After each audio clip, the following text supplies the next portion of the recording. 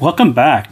Today we are going to do a quick talk on the Ziigaat Cinno. So here's what it looks like up close. For those of you who weren't sure what color it is in person, the shells are definitely a shade of gray. The cable has a greenish or a bluish greenish tint to it, but if you angle it, it sort of takes on a blacker version too, color anyway.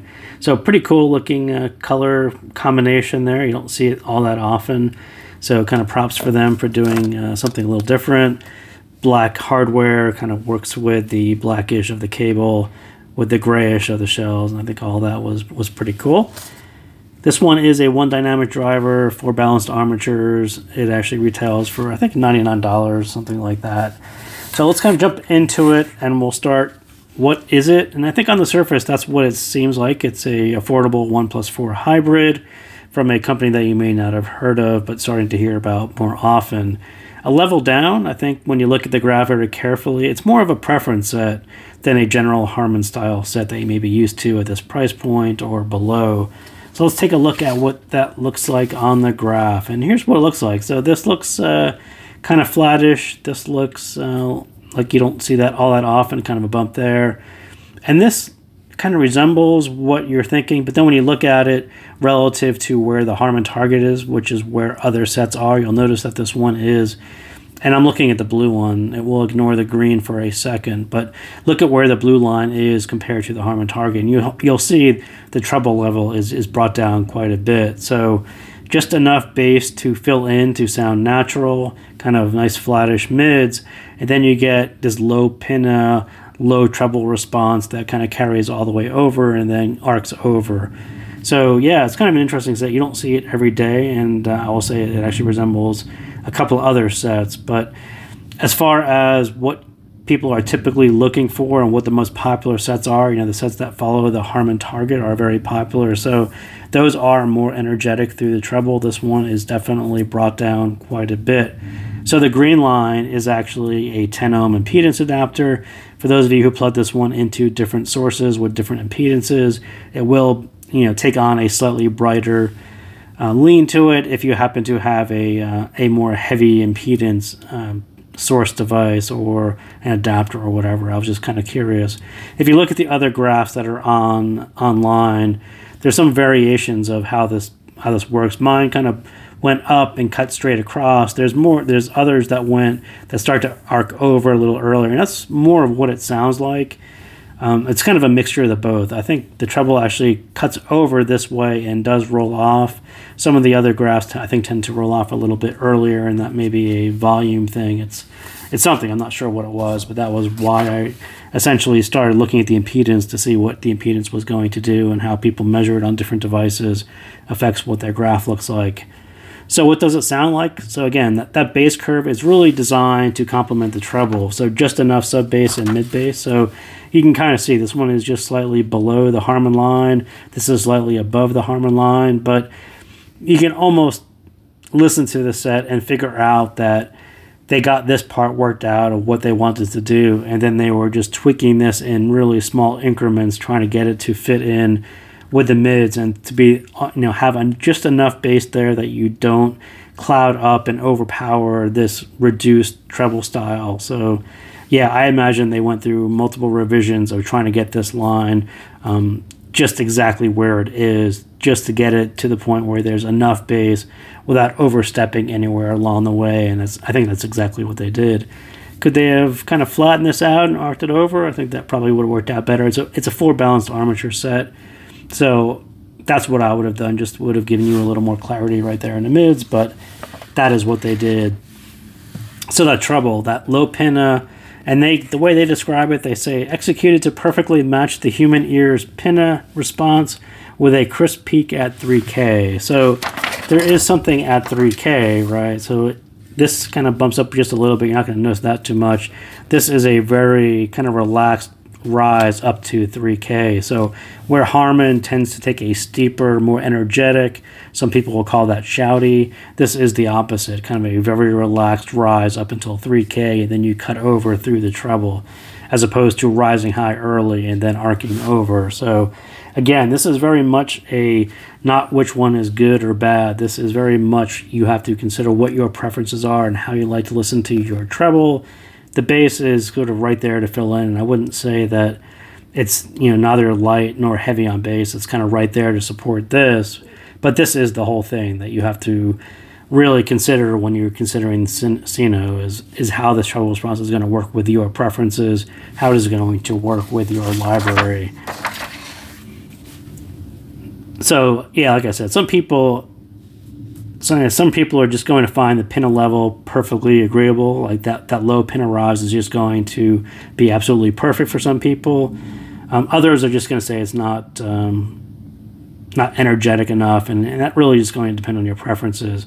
And I think some people are absolutely just going to buy this set because of the pinna level and the non-fatiguing treble.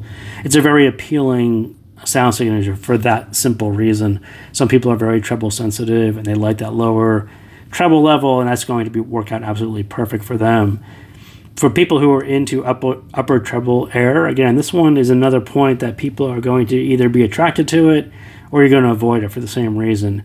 Definitely a set where you hear the lower treble, you hear the kind of the mid treble, and then it rolls off. There's not a whole lot of upper treble air. And some people will call that flat, some people will just call it non-fatiguing, and that really is a matter of your preferences. It can be interpreted as either way, and some people just like more air, and they will say it lands flat, and some people will say this is absolutely perfect because it rolls off just at the point where I find to get my sensitivity kind of peaks at it. So another set that does something very, very similar is Truth Ear's Hola, right? So Hola actually has slightly more bass. The bass curve is just kind of a hair more, and you can see that sort of complements the pinna rise and the treble level that Hola did. So it's just slightly higher. Cinno does a lower bass level, and like I said, I think they tweaked this very heavily for this reduced, relaxed treble level. So they brought down the pinna level quite a bit. They pop it up at 3K, which is still below Hola, cut over, and then you kind of have the same kind of upper treble-ish. You get the same effect on Hola, where it wasn't really a airy set at all, and this really works at higher volume. You got to turn up Hola quite a bit, and Cinno is exactly the same thing. Both these sets behave the same. They don't necessarily sound the same. They are two different driver configurations, but as far as bass levels that complement the mids, I think both of those got that right. Hola just brings us up a little bit steeper, and that gives you just a little bit more energy in female vocals especially. This one definitely dips out just a little bit more, and you end up popping up more energy later. It's kind of an interesting way they did that. You don't hear it that often to really dip it down here and then pop it up. So you're putting in more energy here than you were really expecting here. And people who are very sensitive to shout, you'll sort of appreciate this dip right here, but not losing all the energy because they pop it up and then carry it over. So yeah, I think that would probably be the closest. For people who are attracted to Hola, I think you'll be attracted in the same way to Cinno, so that should give you some clue as to whether you would like this one or not. Again, I think the bass, we'll go through these quickly. As soon as you look at that graph, it makes sense why they did it the way they did. Just enough to sound right, not too much where it clouded or muddied the waters. I think they could have dipped the sub bass, they could have plateaued it out, and that would have just brought out a little bit of the hybridness, right? It's a 4-balanced armature. I would have loved to hear just a little more detail and clarity right there in the mids, but this is definitely more of a warmer, smoother style. The mids, I think I'm okay with turning the volume up. That's kind of my personal preference, but you're going to have to do that on this set for that treble to align to the mids. This, you know, there's a point at which I think Hola got it quite right. I think some people still call it a little bit dark. Cinno is kind of the same thing. This whole thing is going at lower volume, sounds really low. You gotta turn up the volume so the vocals kind of pop in place. The upper treble will actually fall in place, but it doesn't happen at lower volume. This is like really low, and as you're turning the volume, you'll hear it kind of pop up in your ears, right? Those certain areas of your ear are more sensitive to the upper treble, and you'll hear those all fill in, and the sound stage will expand. But yeah, this one, and just like Hola, it takes quite a bit of volume to get everything aligned and in place. So you also need to do that to get a sense of the 4 BAs also at lower volume. It's going to be a little bit harder to hear the detail and resolution out of 4 balanced armatures. It's just not a detailed beast. It's got that warmer, smoother style, like I said. But at the same time, you're also not going to get those sharp BA edges. Everything is kind of warmed over, kind of a smoother style. Definitely more of an easygoing, relaxed. It leans more natural levels and sound, but still generally appealing, just not an over-energetic set. And those of you who are into Hola, you know exactly what I mean by that. That set kind of has these energy levels that are a little bit reduced. People love turning up Hola quite loud for that particular reason. Cinno is along those same lines. So treble, yes, the 3K sticks out a bit, and you'll need to turn the volume up to hear the upper treble rise on the stage. It's very noticeable when the upper treble falls in place. Otherwise, you're getting a lot of lower treble. That whole 3K through 5 or 6K is essentially what you hear for most of the time. The trick is to really find that balance of the upper treble and volume. Some people will be fine with lower volume. It'll be less fatiguing, more relaxed. But when you turn it up, it pops in more energy into the treble. And luckily, just not as much bass that you can dial in easier if it was more V-shaped. And like I said, the bass level is actually done very, very well. And you don't get a big, as you're turning the volume up, you don't get this increase in muddiness or mid-bass or even sub-bass. It kind of stays kind of controlled and relative to where it should be. And I think the biggest fear was that this was going to be too V-shaped. And as you're trying to get the treble to fall in place, you were going to end up with a lot of bass, sub-bass, or mid-bass that was really mudding up the mids. And fortunately, that doesn't happen.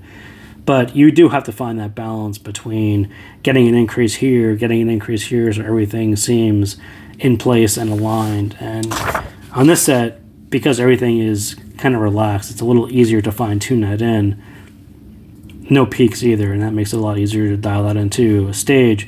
Again, this is mostly a volume control thing. At lower volumes, it's going to sound pretty much in your head, but when you turn it up, you'll hear the stage expand almost immediately. It's very noticeable, and if you listen to the parts of your ears are tingling, you'll hear exactly what I'm talking about when the stage expands. So that's what I got on Cinno, so hopefully that gives you some tips on how to fine-tune this one in and what to listen for if you happen to have this one in your hand. So thank you again for tuning in, and I will see you next time.